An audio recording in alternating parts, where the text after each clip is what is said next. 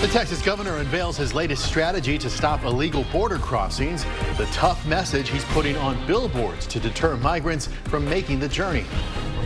Most of the state a little warmer than this time yesterday, but another cold front's going to have an impact on your weekend. We'll show you what that impact is and track some rain for next week in First Warning Weather.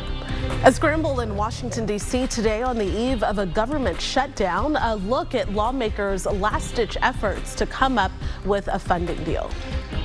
But first, Burnett County Judge James Oakley has resigned. Thank you for joining us here on KXAN News at 5. I'm Daniel Marin. And I'm Jennifer Sanders. This comes after recent years marred by legal troubles and sexual harassment claims against him. KXAN's Barrett Tryon looks closer at his past and the new charges against him.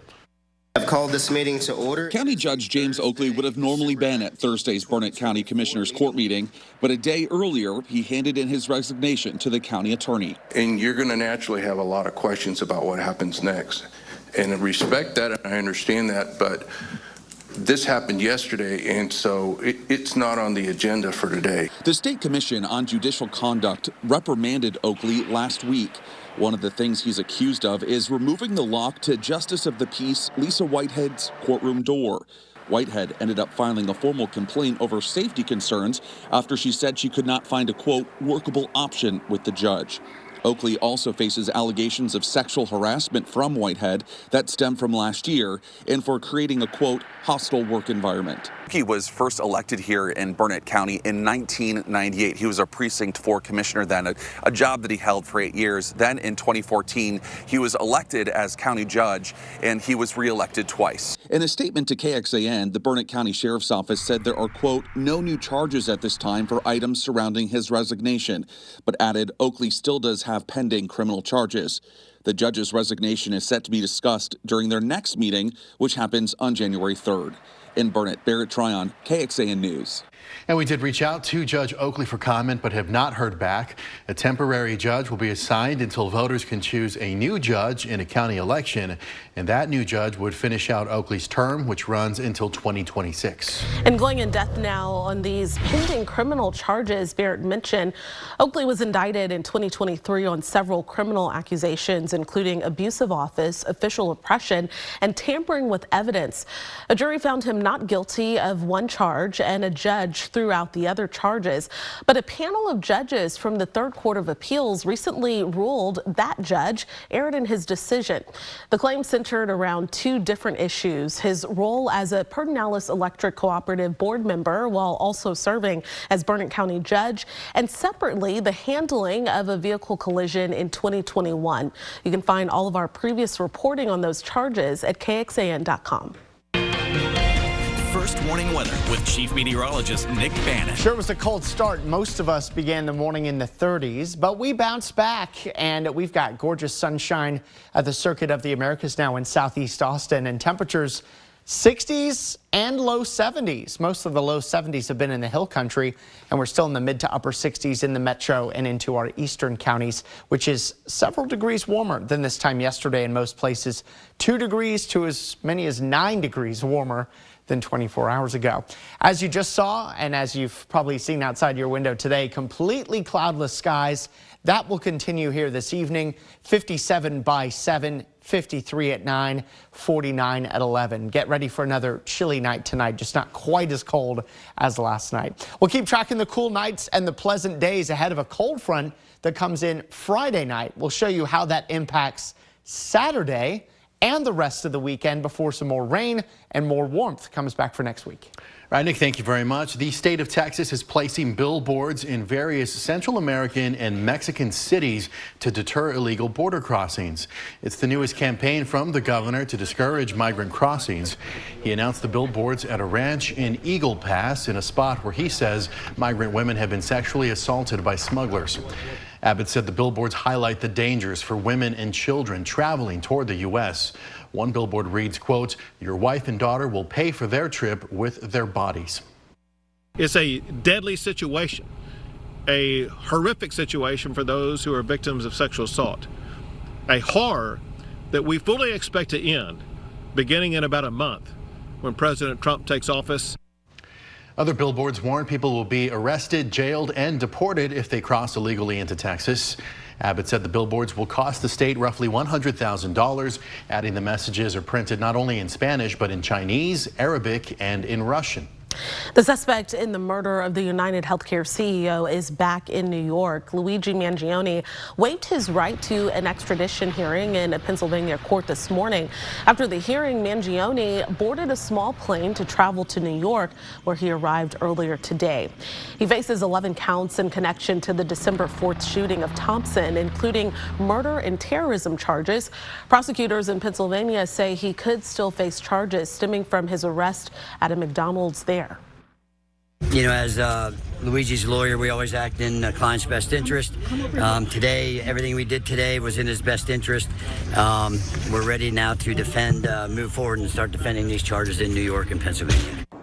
And today, the U.S. Department of Justice brought federal charges against Mangione for the stalking and murder of Brian Thompson, as well as the use of a silencer on his firearm. Well, time is running out for Republicans and Democrats to find common ground and avoid a government shutdown ahead of the holidays. And this afternoon, there is new hope for an agreement. And it appears GOP lawmakers may have reached an agreement, but they still need Democrats to get on board. NBC's Alice Barr has the developing story. Deal or no deal, a glimmer of hope on Capitol Hill to prevent a government shutdown tomorrow night. House Republicans say they have a new Trump-approved plan, though it'll need some Democrat support. That after President-elect Trump told Republicans not to back a separate bipartisan agreement that he said included too many add-ons. The ultimate goal is to get a bill that addresses our immediate needs, but also sets President Trump up for success when he comes into office. In a series of social media posts, the president-elect and his billionaire advisor Elon Musk, who's leading efforts to cut government spending, attacked the bill, arguing Republicans who support it should be voted out. Republican House Speaker Mike Johnson had negotiated the deal with Democrats, noting yesterday, we still have just a razor-thin margin of Republicans. His speakership is now in jeopardy, and so are paychecks for many federal workers and military members that would halt, along with some government services in a shutdown. Families will be hurt.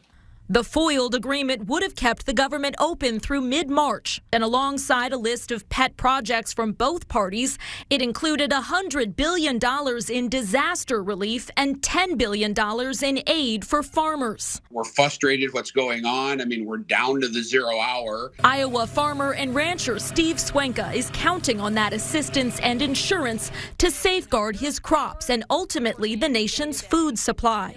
Let's get it done. You know, we need some stability. Adding to the instability, President-elect Trump is now demanding that any deal include an increase to the nation's debt limit. And he went a step further in a phone interview with NBC News, arguing to abolish the debt ceiling altogether, so he won't have to address it when he takes office. In Washington, Alice Barr, NBC News.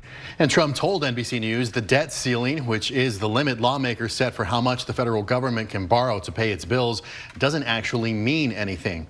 The longest government shutdown in history happened during the first Trump presidency. A Kyle man is in custody accused of stalking a 13-year-old girl. Police say surveillance cameras caught 29-year-old Daniel Duran following the girl around a convenience store before going outside to wait on her. Then he chased her as she left the store. Kyle officers tell us they quickly tracked him down. Duran is charged with stalking and resisting arrest. A new state report found commercial auto insurance rates continue to rise. This comes despite a 2021 law aimed at bringing those costs down by making it harder to sue trucking companies. At the time, lobbyists blamed rising rates on multi-million-dollar so-called nuclear verdicts.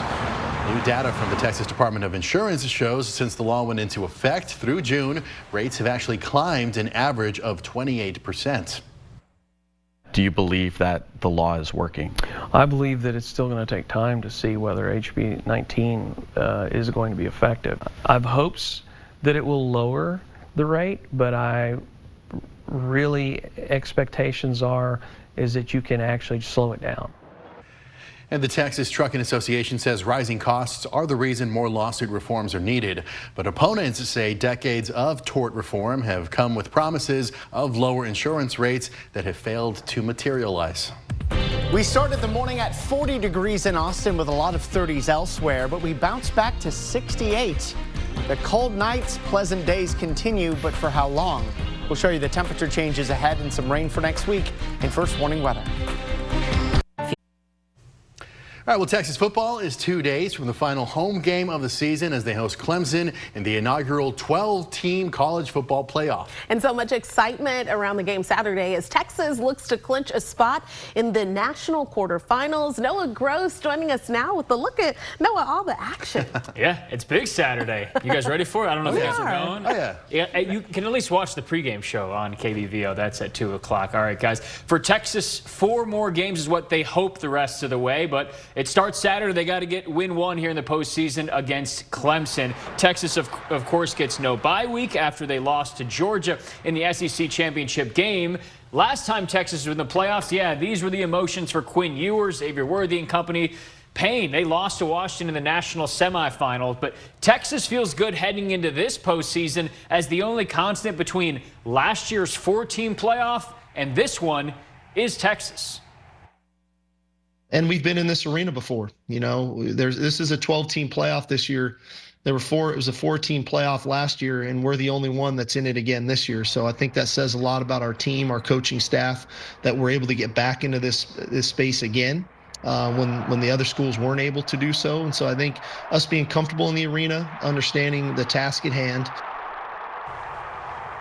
And for Texas, more about their mentality, how they handle things against Clemson coming up tonight on KXAN News at 6 as the Longhorns look to win and head back to Atlanta to face an Arizona State team. But it all starts Saturday against Clemson. All right, Noah Gross, thank you so much. Of course. The city of Austin is making sure to stay prepared ahead of any winter weather that could come our way. So crews with the city's Street and Bridge Operations Division tested out their equipment this morning and refreshed workers on how to spread brine on the road and clear things like fallen tree limbs and debris. The newest addition to the operations winter fleet was 4 snowplow-like bulldozers, and those will be used to clear streets if snow and ice pile up. Experts do recommend trying to just stay home when a severe winter storm hits, and of course to call 311 if you do see a hazard on the road. I feel like we were just talking last week. They need some snow plows. Yeah. Now that they have them, we won't get any snow. So that's great. But always good to be prepared, right? I do want to update you on the pollen count. Of course, we had a cold front come through yesterday morning. Cedar is still on its way up, but still technically in the low category. Mold, low, and trending lower. Our temperatures trending up a little bit here today. 66 is where we are right now. Still a very pleasant early evening. If you want to get out for a little bit of a stroll here, perfect to do that. It will eventually get rather chilly here tonight with 50s soon enough, and down in the low 50s at 9, and then widespread 40s to begin your morning tomorrow. I still think we'll get some 30s in spots. In fact, numbers perhaps slightly colder than this for our overnight lows, but I'm not expecting a widespread freeze tomorrow morning, and not quite as cold tomorrow morning as it was this morning, but still chilly. As we head through your day tomorrow, abundant sunshine again, going to push us back into the middle and even upper 60s, but another cold front comes through Friday night to knock temperatures way down for Saturday morning. This should be our coldest morning for the next 7 days and possibly for the rest of 2024. We're forecasting lows of 35 in Austin. There'll be some freezes in the hill country. These numbers would mostly be colder than they were this morning. So our coldest morning is ahead, as is our coldest afternoon. High temperatures on Saturday probably don't climb above 62 or 63, which is not outrageously cold, but it is still going to be our coolest morning. So 67 tomorrow, then our cold front, then 63 Saturday, and then a warm up as we head into Sunday and Monday, 70s back on Monday. But as far as nighttime lows, 42 tomorrow morning in Austin, but then mid 30s Saturday morning. So there's your coldest morning, and then there's the warm up with 50s in the morning here by Monday. On clouds and radar, still mostly cloud-free across the state and certainly cloud-free over central Texas, and we don't expect that changes here tonight into tomorrow. Full sunshine, low clouds staying well to the south of us here for your Friday. And as we get into your Saturday, Still a lot of sunshine as well. Some changes starting Sunday. We'll start seeing more of a southerly flow, bringing us more humidity and also more clouds. So Sunday features more clouds than Saturday. So we're down to 42 here tonight under a clear sky, 67 tomorrow with sunshine. For that big football game we were talking about, Texas-Clemson here on Saturday with that 3 p.m. kickoff, 63 at kickoff, 60 at halftime. Almost perfect football watching conditions.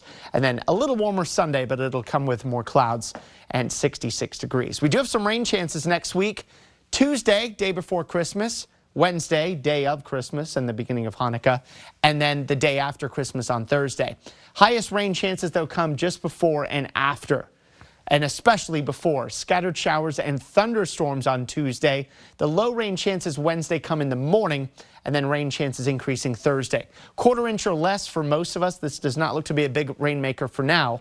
Quarter inch to an inch in our eastern counties. Here's a look at our first warning weather 7-day forecast. 70s for a while next week. 74 Monday and Tuesday. 72 Wednesday, 73 on Thursday. So it's looking like a warm and mostly dry Christmas day. News Nation tonight.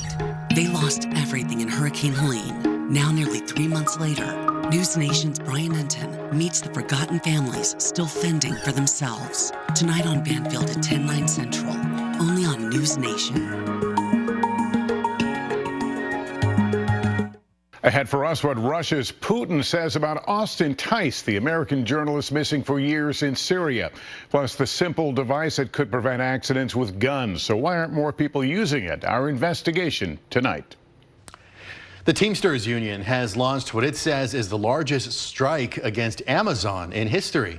Workers are on the picket lines at some Amazon facilities in New York, Illinois, Georgia, and California. This strike comes just 1 week before Christmas amid the rush of last-minute holiday gift deliveries. The Teamsters say the work stoppage comes after Amazon ignored a December 15th deadline set by the union to come to the bargaining table. Amazon is refuting those claims, though, saying the Teamsters intentionally mislead the public. The Teamsters said nearly 10,000 Amazon workers have joined their union. That is just a small fraction, though, of the 1.5 million Amazon employees.